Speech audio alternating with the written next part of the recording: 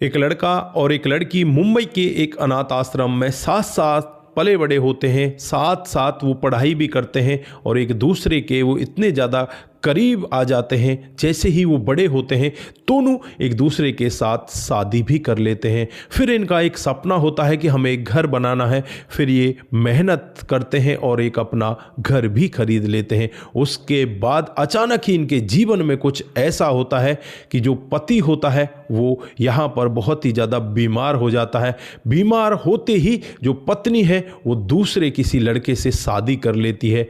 दोस्तों, यहाँ पर जो लोग बाग होते हैं वो इस पत्नी को गलत ठहराना चाहिए उनको, लेकिन यहां पर वो इस पत्नी को गलत नहीं ठहराते और कहते हैं कि जो पत्नी ने किया वो बिल्कुल ठीक किया था। ऐसा भला क्या हुआ था? अगर आप लोग भी पूरे मामले को डिटेल से जानना चाहते हैं तो वीडियो को जरा सा भी स्किप ना करें, लास्ट तक वीडियो को जरूर सुनिएगा। दोस्तों, अपने पति को बीमार छोड़कर दूसरे व्यक्ति से शादी कर लेना ये ठीक भला कैसे हो सकता है?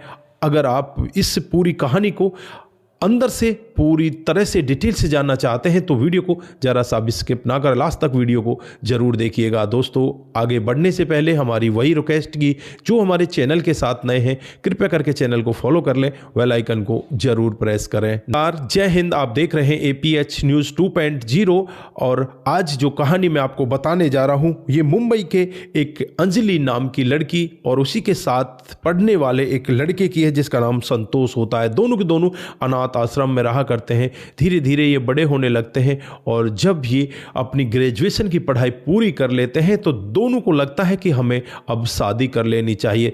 दोनों नौकरी में लग जाते हैं और फिर यहाँ पर मंदिर में जाकर दोनों शादी कर लेते हैं। बड़े ही दोनों खुश होते हैं, एक दूसरे को बहुत ही ज़्यादा प्यार किया करते। अंजलि यहाँ पर अब हर तरह से अपने पति का ख्याल रखा करती और जो पति होता है वो भी अपनी पत्नी को हद से ज़्यादा प्यार किया करता।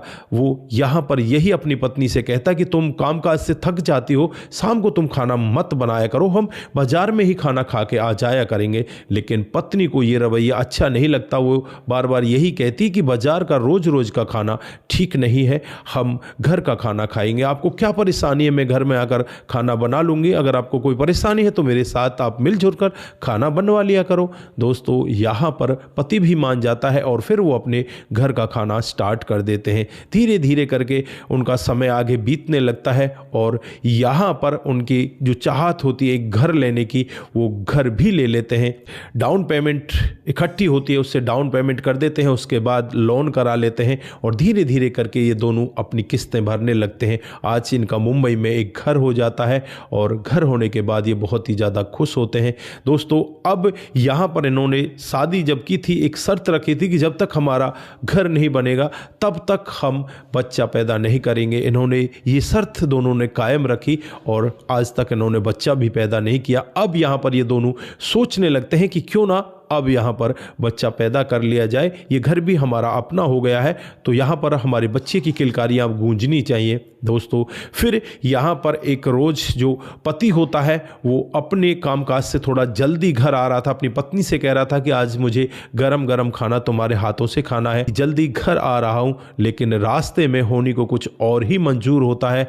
दोस्तों, इस लड़के का एक्सीडेंट हो जाता है और एक्सीडेंट भी इतना भयावह होता है, जो भी इस एक्सीडेंट को देखता है वो एकदम के लिए डर जाता है। और फिर थोड़ी देर बाद यहाँ पर इसकी पत्नी अंजलि के पास फोन आता है कि तुम्हारा पति फलां हॉस्पिटल में है। अब तो पत्नी के हाथों पैरों के नीचे से जमीन खिसक जाती है। जो भी घर में जमा पूंजी होती है दौड़कर उसे लेकर हॉस्पिटल के अंदर पहुंच जाती है और डॉक्टर साहब जब यहाँ पर उसके ट्रीटमेंट में लगे होते हैं तो अंजलि देखकर बहुत ही ज़्यादा भावुक हो जाती, बहुत ज़्यादा रोने लगती है। थोड़ी देर बाद डॉक्टर साहब बाहर निकल कर आते हैं और कहने लगते हैं कि अभी कुछ कहा नहीं जा सकता, तुम्हारे पति को 2 दिन के लिए अब हमें ICU में रखना पड़ेगा, उसके बाद ही पता चलेगा कि ये कब तक होश में आए, क्योंकि इनकी जो स्थिति है वो कोमा जैसी बनी हुई है। दोस्तों पत्नी यहाँ पर लगातार भगवान से प्रार्थना करती है और भगवान से प्रार्थना करते करते वो यही कह रही है कि मेरे पति को ठीक कर दीजिए परमात्मा, आप ऐसा मेरे साथ में नहीं कर सकते। दोस्तों उसके बाद जैसे ही 2 दिन बीतते, 2 दिन के बाद पति को होश तो आ जाता है, लेकिन पति यहाँ पर पागल जैसा ही होता है, उसका दिमाग काम ही नहीं करता, वो लोगों को पहचानता ही नहीं। यहाँ पर जब पत्नी सामने जाती है तो पत्नी भी अपने पति को देखकर फूट फूट कर रोने लगती है और फिर यहाँ पर धीरे धीरे करके उसका इलाज चलने लगता है। कुछ ही दिनों में जो अंजलि होती है उसके पास जो भी जमा पूंजी होती है वो सब कुछ खर्च हो जाती है। अब वो करे तो क्या करे, उस घर को भी नहीं बेच सकती, अगर उसे बेच दे तो रहेगी कहाँ पर। अब यहाँ पर डॉक्टर साहब भी उसे कह देते हैं कि अब इसका भरोसा नहीं है कि ये कब तक ठीक हो पाए, क्योंकि इसके दिमाग में बहुत ज़्यादा कमी आ चुकी है।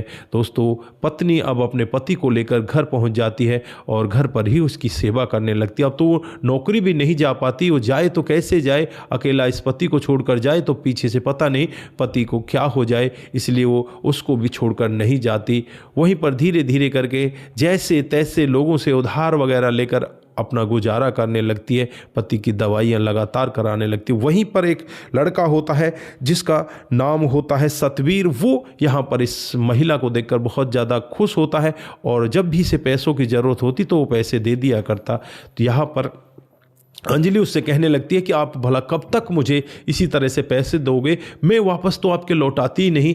तो यहाँ पर संतोष कहता है कि मुझे वापस आपसे पैसे नहीं चाहिए, मुझे बस ये चीज़ें देखकर बहुत अच्छा लगता है कि आप अपने पति से इतना ज़्यादा प्यार करती हो। दोस्तों यहाँ पर पत्नी की आंखें नम होती हैं और फिर यहाँ पर संतोष भी अपनी उसे कहानी बताने लगता है कि मुझे पहली बार ऐसा महसूस हुआ है कि कोई पत्नी अपने पति से इतना प्यार कर सकती है, क्योंकि मेरी भी एक पत्नी हुआ करती थी लेकिन वो मुझसे कभी भी प्यार नहीं करती। वो तो बस मेरे से यही कहा करती थी कि मेरा भाई इतना अच्छा है, मेरा जीजा इतना अच्छा है, वो अपनी पत्नियों के लिए ये लेकर आते हैं, वो लेकर आते हैं, आप तो मुझे कुछ दिलाते ही नहीं, आपके पास तो कुछ है ही नहीं, आप तो घटिया हो। इस तरह से वो मेरे साथ में रहा करती। कोई दिन ऐसा नहीं होता जिस दिन वो मेरे साथ में झगड़ा नहीं करती और फिर कुछ दिनों के बाद ही वो मेरे से तलाक ले लेती है और किसी दूसरे व्यक्ति के साथ यहाँ से चली जाती है। और मैं उस दिन से ही लेडीज़ से नफरत करने लगता हूँ कि लेडीज़ तो होती ही बहुत बुरी हैं, ये तो बहुत गंदी होती हैं, लेकिन मैंने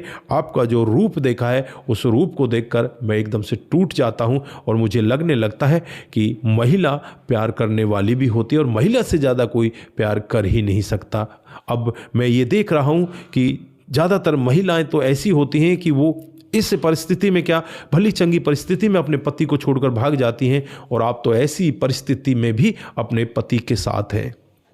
दोस्तों यहाँ पर जो महिला होती है वो बहुत ज़्यादा भावुक होती है और इस व्यक्ति का धन्यवाद करती है और धीरे धीरे करके कई दिन का समय इसी तरह से बीत जाता है और जो सतवीर होता है उसके मन में बहुत ही कुछ अलग चल रहा होता है। वो चाहता है कि मैं इस महिला से शादी करूं, लेकिन करूं तो कैसे करूं, कहूं तो इससे कैसे कहूं। फिर एक दिन वो अपनी हिम्मत जुटाता है और अंजलि के पास आ जाता है और अंजलि से कहने लगता है कि अंजलि कब तक आप मेरे से इसी तरह से पैसे लेती रहोगे, मैं कब तक आपको ये पैसे देता रहूँगा। आप ऐसा करो कि मेरे दिल में जो बातें हैं आप मेरे साथ में शादी कर लो। दोस्तों अंजलि उसकी तरफ देखती है और अपने पति की तरफ देखती है, कहने लगती है कि ये संभव नहीं हो सकता।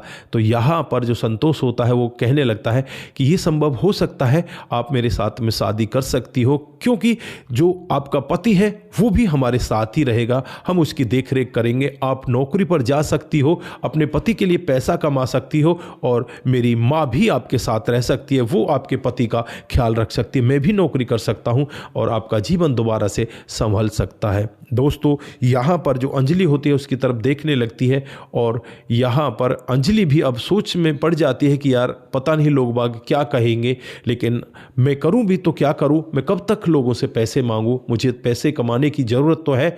तो फिर यहाँ पर अंजलि मान जाती है। अंजलि और सतवीर फिर दोनों शादी कर लेते हैं। शादी करने के बाद जो सतवीर है वो अपनी माँ को भी इसी घर में ले आता है और माँ यहाँ पर इस अंजलि के पति की देखरेख करने लगती है। सतवीर अपने कामकाज को आगे बढ़ाने लगता है। इधर अंजलि नौकरी करने लगती है, लेकिन सतवीर ने यहाँ पर अंजलि से यही कहा था कि जब तक आप चाहो मुझसे अलग रह सकती हो, यानी कि हम दोनों कभी भी पति पत्नी के रूप में जब एक दूसरे के साथ मिलेंगे, जब हम दोनों की इच्छा होगी, अगर मेरी ही इच्छा होगी तो आप मेरे से बिल्कुल मना कर सकती हो। पहले पहले तो जो यहाँ पर अंजलि होती है उससे दूरियां बनाने लगती है, लेकिन सतबीर की जो अच्छाइयाँ होती हैं, अपने पति के प्रति उसका प्यार देखकर वो भी बहुत ज़्यादा खुश होती है और फिर ये दोनों एक दूसरे के साथ पति पत्नी जैसे संबंधों में हो जाते हैं। इधर जो यहाँ पर इसका संतोष पति होता है उसकी ये लगातार सेवा कर रहे हैं। जो बूढ़ी माँ है वो भी यहाँ पर इस बेटे की सेवा कर रही है। अब इस परिवार में एक नहीं 4 लोग हो जाते हैं और ये चारों लोग मिलजुल कर यहाँ पर एक दूसरे का सहयोग दे रहे हैं। दोस्तों, यहाँ पर जो मैंने शुरुआत में बताया था कि किस तरह से लोग बाग यहाँ पर अंजलि के लिए कहते हैं कि अंजलि अगर पत्नी हो तो तुम्हारी जैसी, जबकि उसने अपने बीमार पति को साथ में रखकर शादी की थी। शुरुआत में मैंने बताया था पति को छोड़ दिया था, उसने पति को छोड़ा नहीं था, उसने पति को अपने साथ रखा था। दोस्तों, आप लोग यहाँ पर क्या कहना चाहते हैं? क्या अंजलि ने जो कदम उठाए थे वो उचित थे या अनुचित थे? उसे ऐसा नहीं करना चाहिए था या उसने जो किया वो बिल्कुल ठीक था? आपकी जो भी राय है एक बार कमेंट बॉक्स में जरूर दीजिएगा। दोस्तों, आज के लिए बस इतना ही। फिर मिलते हैं किसी नए मोड के साथ। तब तक के लिए आप अपना ख्याल रखें, परिवार का ख्याल रखें, सतर्क रहें, सावधान रहें, रिश्तों की अहमियत को जरूर समझें। दोस्तों, जिन साथियों ने हमारे पिछले वीडियोज पर कमेंट किए थे उनका नाम हम यहाँ पर बारी बारी से लेने वाले हैं। सबसे पहला जो कमेंट आता है वो रतनलाल शर्मा जी का आता है। वो लिखते हैं, भाई साहब नमस्कार, आपकी कहानी बहुत ही अच्छी लगती है, बहुत ही सराहनीय होती है, आपका बहुत बहुत धन्यवाद। दूसरा जो कमेंट आता है वो चंपलाल कन्वांत जी का आता है। वो लिखते हैं कि नाइस, आपकी कहानी बहुत ही अच्छी होती है। उसके बाद राम गुसाई जी का कमेंट आता है। वो लिखते हैं कि आपकी कहानी बहुत ही शानदार होती है, आपका दिल की गहराई से बहुत बहुत धन्यवाद। उसके बाद जो कमेंट आता है रघु रावत का आता है। वो लिखते हैं कि आपकी कहानी बहुत ही अच्छी होती है, आपका भी बहुत बहुत धन्यवाद।